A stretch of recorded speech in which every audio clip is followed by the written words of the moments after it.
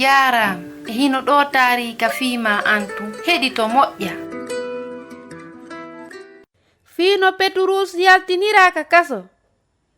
Allah jaabinay torndeeji ɗin o waɗa kaawakeeji.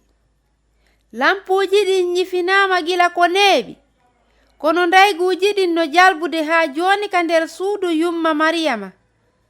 Hari himo saatini yimɓe fii huunde weltinaynde. Petruusu no soka. O yewtuno fii annabi Iisa. E miijo makko kanko Herodu. Hari ko huunde hulɓiniinde. Hara ko jemma sakkitoro on ni adalde ɓe happande mo fii yo ware. Weltiiɓe makko ɓen bontiraaki mo tamaw. Ko fii Allah waawi waɗude kaawakeeji. Jemma e ñalorma hiɓe toraade. Iisa joomiraaɗo hitaa accu Petrus maaya. Hiɗa waawi waɗde kaawakeeji, meɗen hoolima. Kanko Petruusu goyi. Hara hiɗa waawi ndaarude nder kaso ngon. Kitaabul Muqaddasiyon no nandita e fenetere ka yimɓe ɓe ndaarirta ko honno yimɓe ɓe wuurirno e nder humondiral maɓɓe e annabi Iisa.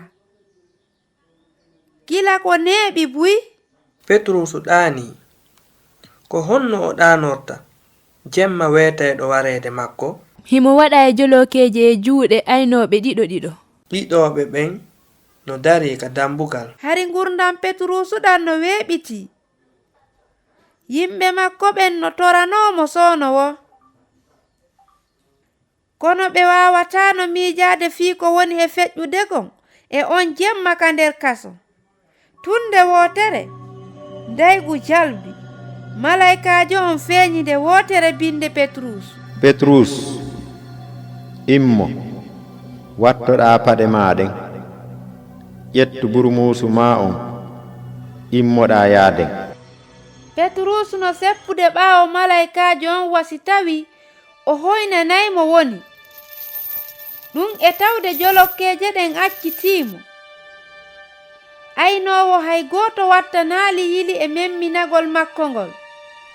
Baafal njandiwal njanangal uddita rewrude e jungo ngo yiyotaako. On say malaykaajo on muti. Allah no waawi waɗude kaawakeeji.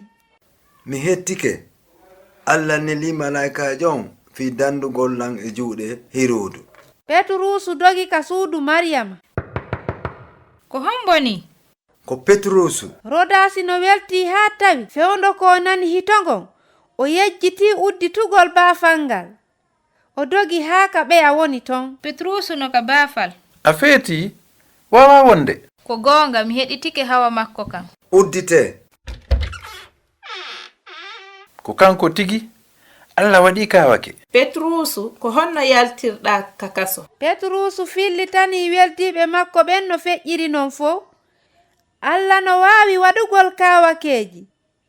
O jaabina torndeeji men ɗin no ŋalɗinirtay. Handeere nde himo waɗude kaawakeeji fanɗuɗi e mawɗi. Hooleemo. Ko Husaynatu wonno e yewtude ma. Mi weltanike ma fii ko heɗitiɗaa kon. Hiɗen e saayi.